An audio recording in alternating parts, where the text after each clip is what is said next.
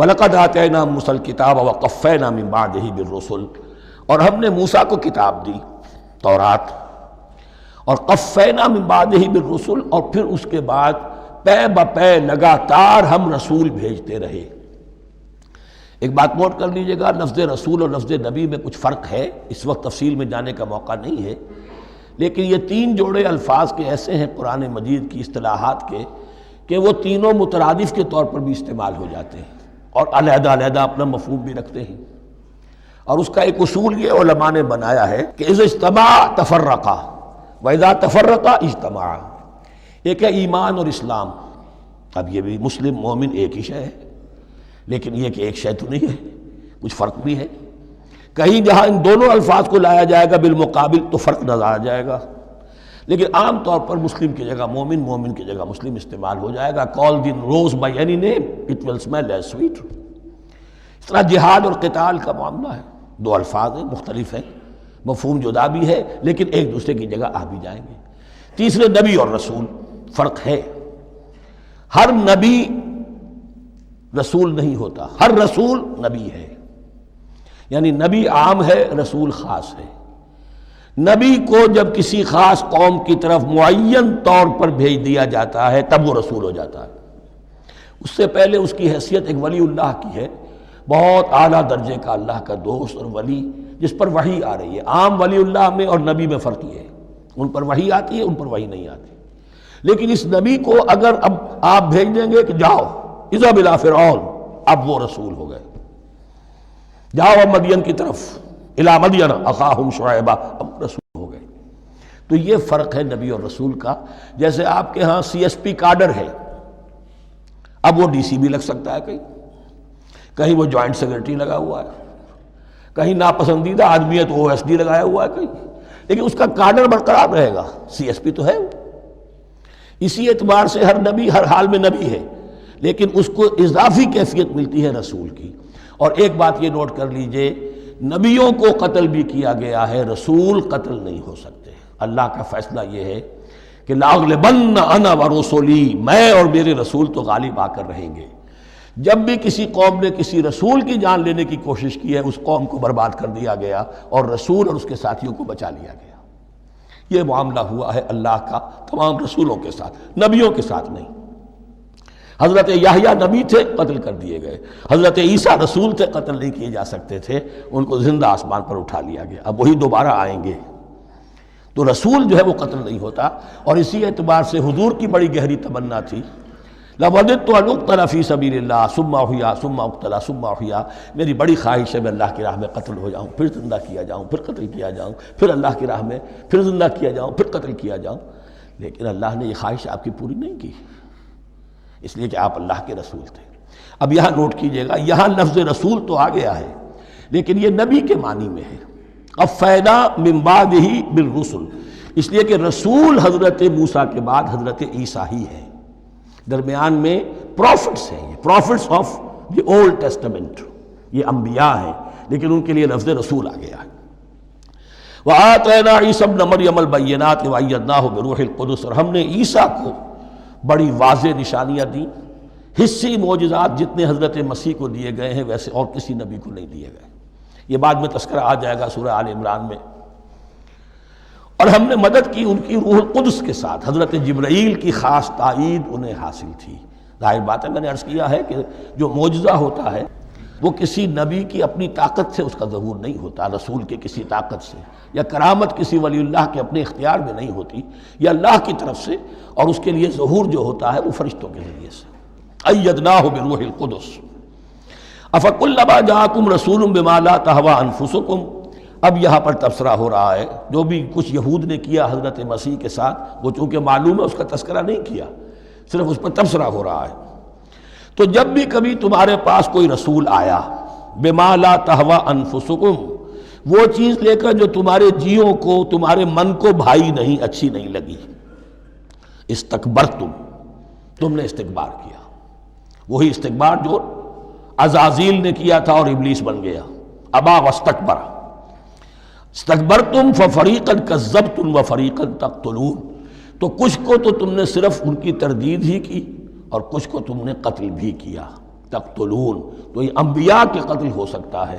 اور نمبر 2 ایک رائے یہ دی گئی ہے تقتلون جو ہے قتل تم نہیں آیا ہے، یہ فعل مضارع ہے، اور فعل مضارع کے اندر ایک فعل جاری رہتا ہے، ختم نہیں ہوتا، گویا کہ تم قتل کرنے کی کوشش کرتے رہے۔ بعض لوگوں کی تو جان کے در پہ ہو گئے۔ وقالوا قلوبنا غلف، اور انہوں نے کہا ہے کہ ہمارے دل تو غلافوں کے اندر بند ہیں۔ یہ اس کو ملائیے پہلی آیت جو آج ہم نے پڑھی ہے، افتطمعون ان یؤمنوا لکم، تو اے مسلمانوں کیا تم یہ توقع رکھتے ہو اور چاہتے ہو کہ یہ تمہاری بات مان لیں گے؟ ان کی اس خواہش کے جواب میں جو وہ کہتے تھے وہ یہ قول ہے، وقالوا قلوبنا غلف، ہمارے دل غلافوں میں ہیں، میاں تمہاری بات ہم پر اثر نہیں کر سکتی، جاؤ کسی اور سے بات کرو۔ آج بھی آپ کو یہ الفاظ سننے کو مل جائیں گے، قلوبنا غلف، ہمارے دل تو غلافوں میں ہیں، بڑے مضبوط ہیں، مستحکم ہیں، تمہاری بات اس میں گھر کر ہی نہیں سکتی۔ بل لعنہم اللہ بکفرہم، یہ ہے تبصرہ۔ جس کو یہ کہہ رہے ہیں کہ ہمارے دل محفوظ ہیں اور غلافوں میں ہیں، حقیقت میں تو ان پر لعنت ہو چکی ہے اللہ کی طرف سے ان کے کفر کی وجہ سے۔ فقلیلا ما یؤمنون، تو واقعتاً اب کم ہی ہوں گے ان میں سے جو ایمان لائیں گے۔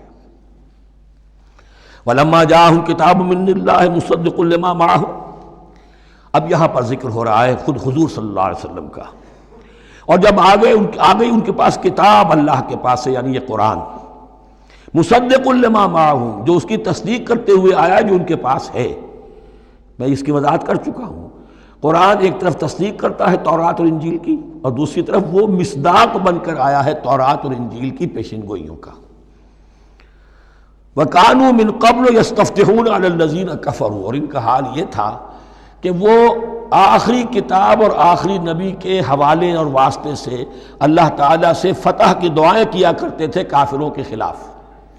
ہوتا کیا تھا کہ یہ 3 قبیلے مدینے میں آ گئے کہ جو یہودی تھے، بنو قینقاع، بنو نذیر اور بنو قریظہ، اسی میں وہاں رہتے تھے اوس اور خزرج جو یمن سے آئے تھے، اصل عربی قبائل تھے، پھر آس پاس کے قبائل بھی تھے، وہ سب کے سب امیین میں سے تھے، ان کے پاس نہ کوئی کتاب، نہ کوئی شریعت، نہ کسی نبوت سے آگاہ۔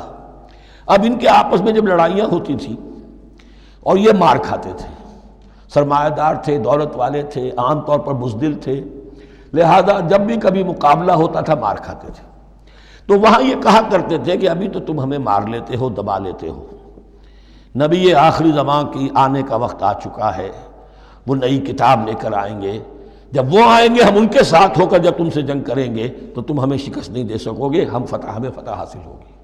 اور دعا کیا کرتے تھے اللہ اس نبی آخر الزمان کا ظہور جلد ہو، تاکہ اس کے واسطے سے اور اس کے ذریعے سے اس کے صدقے ہمیں فتح مل سکے۔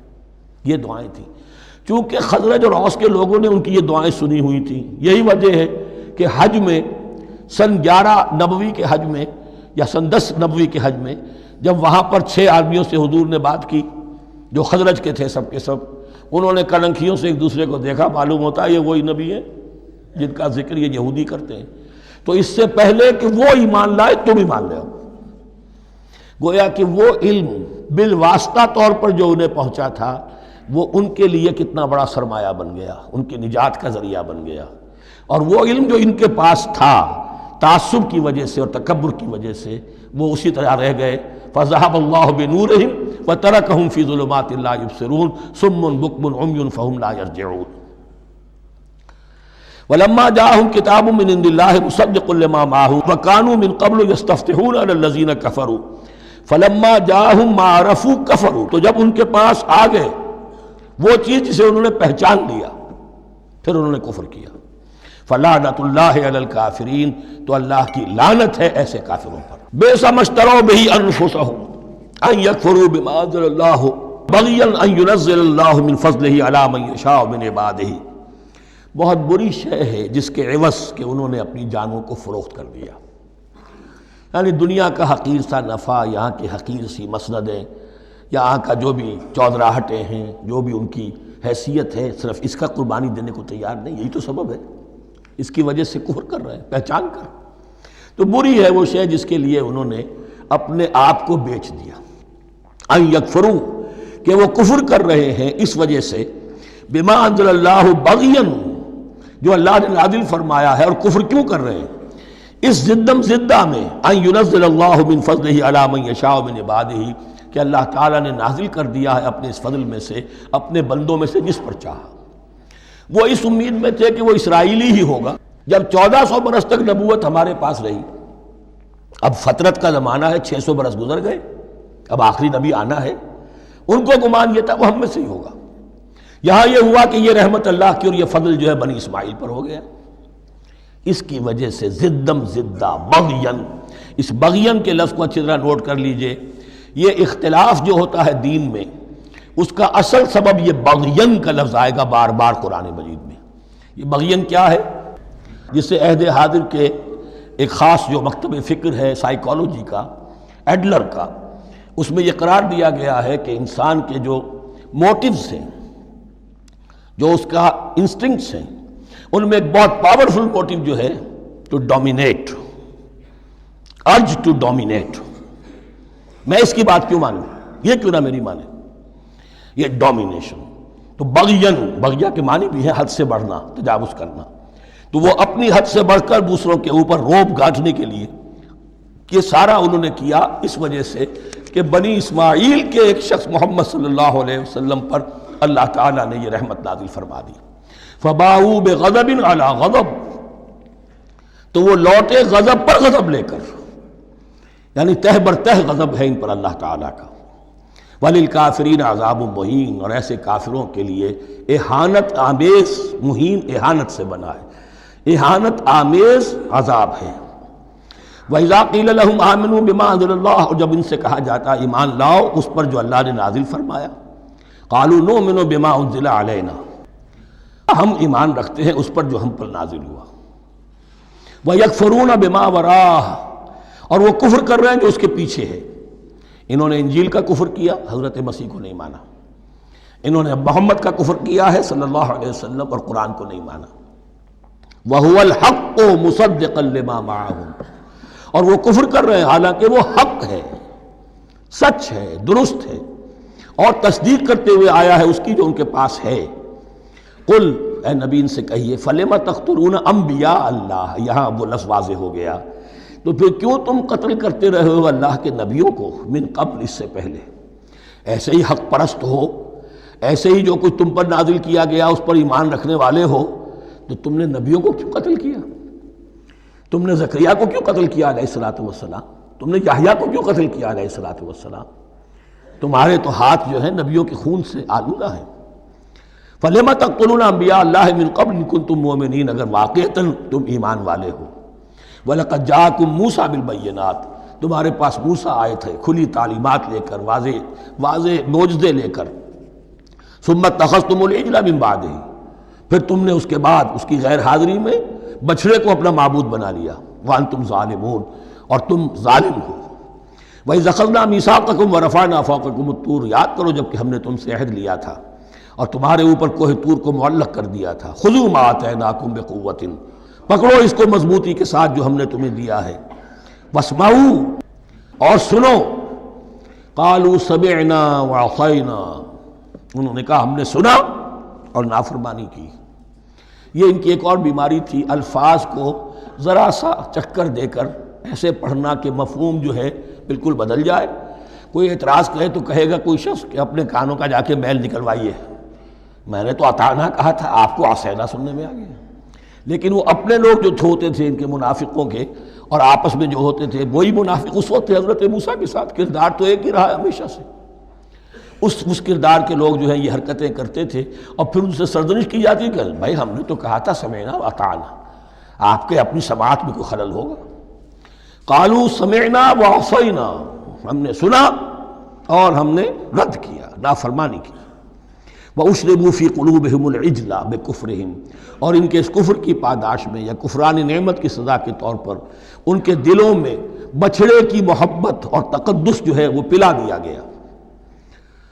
قُلْ بِئْسَ مَا يَأْمُرُكُمْ بِهِ إِيمَانُكُمْ إِن كُنتُم مُّؤْمِنِينَ، کہیے ان سے بری ہیں یہ باتیں، برا ہے وہ جس کا کہ حکم دے رہا ہے تمہیں تمہارا ایمان، ایمان کے ساتھ یہ حرکتیں۔